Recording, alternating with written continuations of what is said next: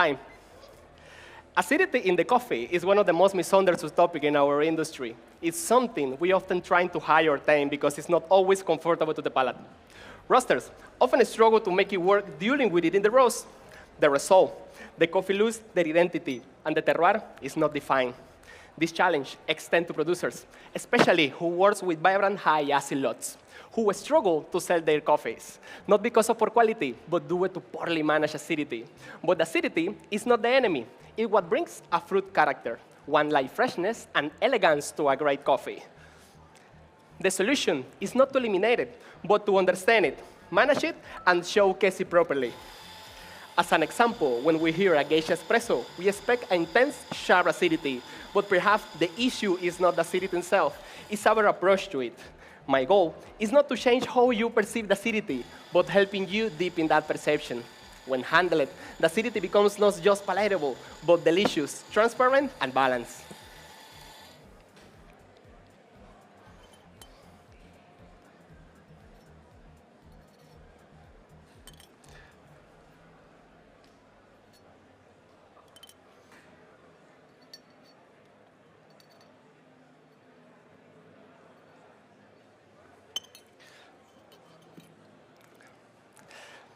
Let me show you how I interpret the acidity and predict how it will taste in the cup.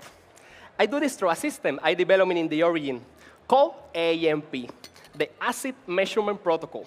It helped me track the fermentation and know the ideal point to stop it. And here is how AMP works. I use 240 grams of distilled water, 10 grams of mosto fermentation, 8 drops of pH indicator, and sodium hydroxide. The more sodium hydroxide takes to neutralize the mosto, higher the acidity. This is the way to quantify the acidity in real time, so I can control the processing without guessing.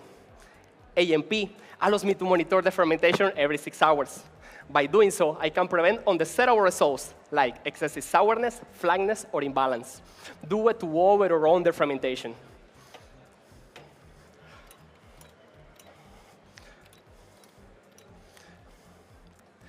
To see how this translates into your cup, I prepare 2 espressos. Let's insert the pH meter in both.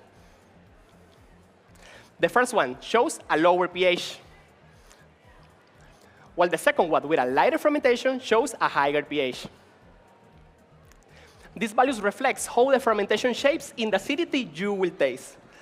Now that we see AMP in action, let's move to your milk course. This coffee came from Lady Estate, Boquete, Panama, the farm I manage and where AMP was born. It's a geisha natural with an aerobic fermentation for 48 hours. And that environment promoted the growth of specific yeast and bacteria that brought out fruity notes, such as a peach. To preserve this vibrant profile, I end the fermentation when the most reach a pH of 3.8, signaling the balanced acidity without sharpness. And using 14 grams of sodium hydroxide, we confirm this ideal acidity. Judges, please write down your notes. Black Forest, cherry,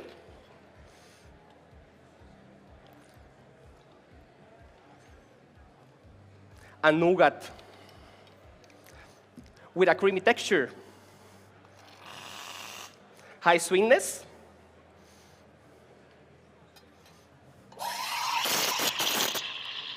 and an aftertaste of Black Forest. To complement this acidity in the milk, I use freeze-distilled whole milk. This increases the butyric acid, enhancing the texture and the mouthfeel without overwhelming the flavors. This extra butyric acid acts as a bridge.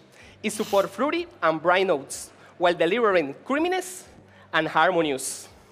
That translates into a harmonious and approachable drink.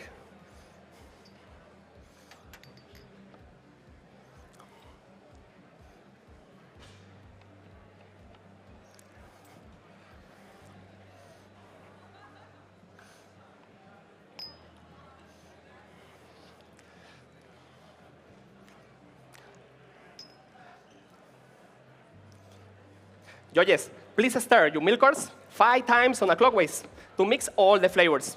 And your dirty spoon, you can put it in the white cup in front of you. Now the roast. Because the fermentation creates high level of acidic and citric intensity, that makes the structure of the coffee weakened. So I apply heat more gently, starting with a lower charge temperature, and ending in 1 minute and 24 seconds of development time. That helped me to reach a good medium roast. There you go. This is for you. Roasters often taste coffees like this darker to tame the acidity, but that sacrifices the terroir identity. AMP gives me the confidence to roaster on a medium roast to preserve the Bavarian profile and the sweetness.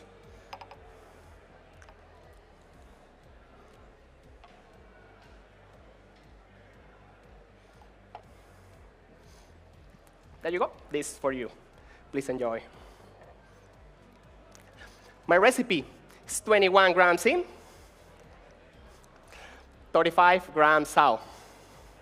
This ratio gives me the balance I need, enough extraction to develop the sweetness and bring out the caramelized notes from the roast, but not too much. That can put out the bitterness. This creates a round cup with a balanced acidity and a smooth finish.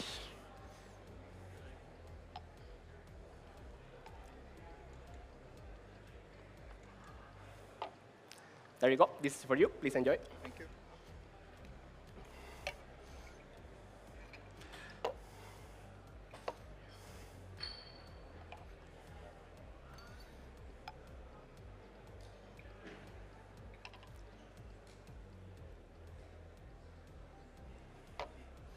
Thanks for waiting. This is for you. There you go. Judges, please enjoy, and I'll be right back with you in a moment.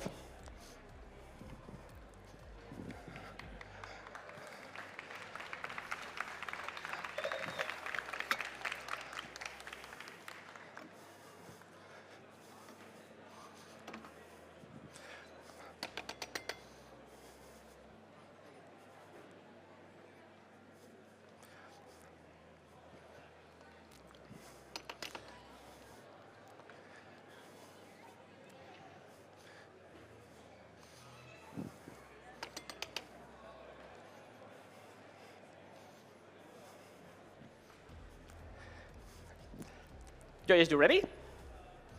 Let's move to your espresso course. For this espresso, I didn't rely on a traditional sensory guesswork. I relied on AMP. Thanks to the access to the fermentation, time, limes, and pH indicator, I was able to press acidio with my roast without trial and error. The pH curve told me exactly how far the fermentation went. That guided my roast development time and end temperature.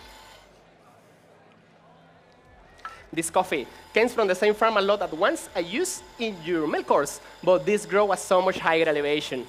And this is a geisha wash.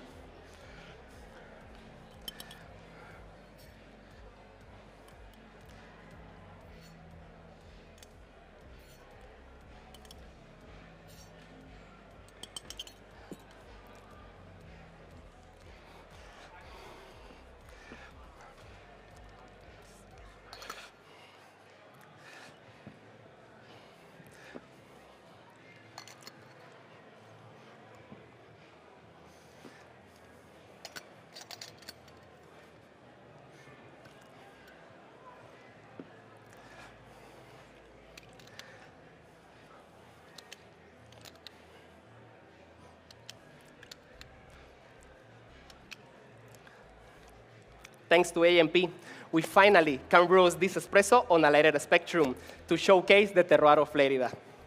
With an ending temperature of 201 Celsius and a development time of 1 minute and 15 seconds, we can preserve the florality you will taste.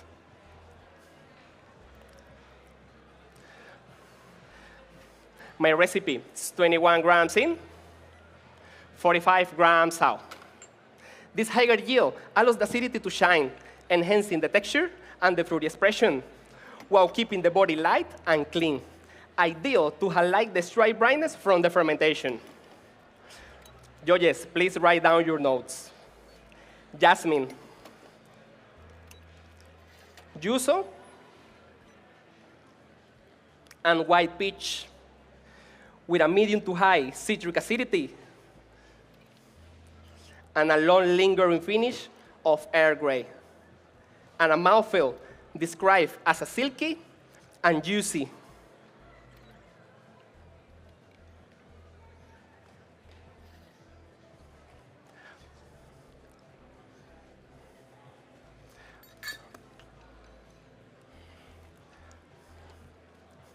In this case, fermentation chemistry and altitude allow me to find a tune acidity through this fermentation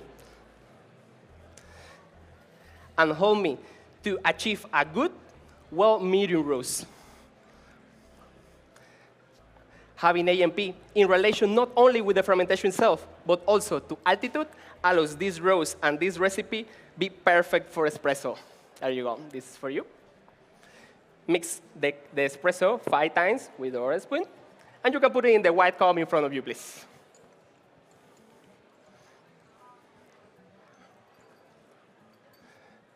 There it is. There you go. This is for you. Thank you. Thank you so much. And this is for you. There you go. Judges, please enjoy, and I'll be right back with you in a moment.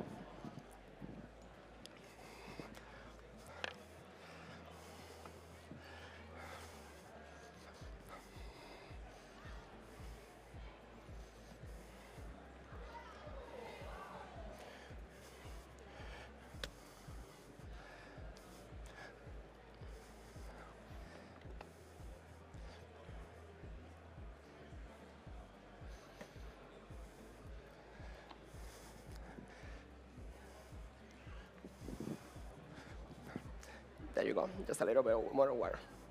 There it is. This is for you. There you go. Also for you. There you go. And this is for you. There you go.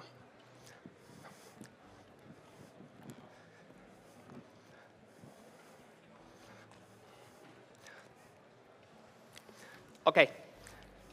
Through this routine, we have explored acidity as something to celebrate. Now, I want to bring it all together in one drink. My signature beverage, an attribute to acidity. I serve you chilled to give you a refreshing experience. For my first ingredient, I'm using the same recipe from your espresso course. So I have 90 ml of the espresso here, already chilled with metal balls. And this represents the citric acidity.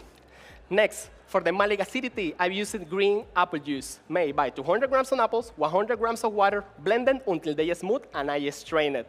I'm using 100 ml of this green apple juice. But I decide to clarify this green apple juice using 5 ml of citric acid solution and 125 ml of milk from your milk course to give us more butyric acid.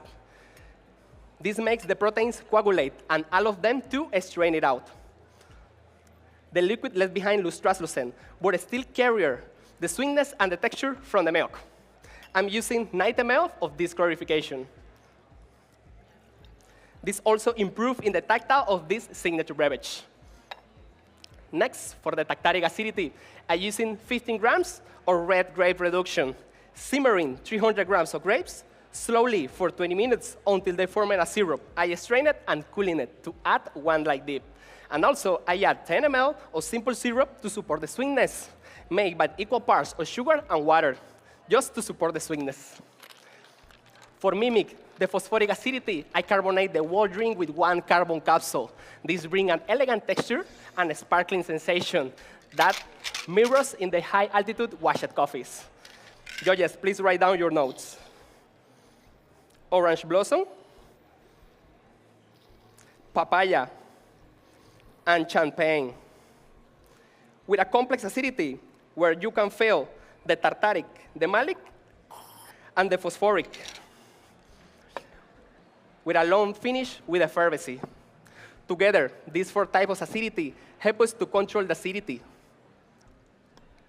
And each one was making with decision, like in my fermentation approach. Each has been measured and interpreted into this cup. Judges, please stir your cup 5 times, and don't drink it yet until I call my time, please. AMP helps us to control the acidity, gives the producers a wider market share, makes the roaster's life easier, and give the customers a cup that is exciting and comfortable to enjoy. From sip to cup, AMP helps everyone along the chain because it's not just about the measuring the acidity, it's about mastering it. Thank you so much, and time. Whoa, whoa, whoa, whoa.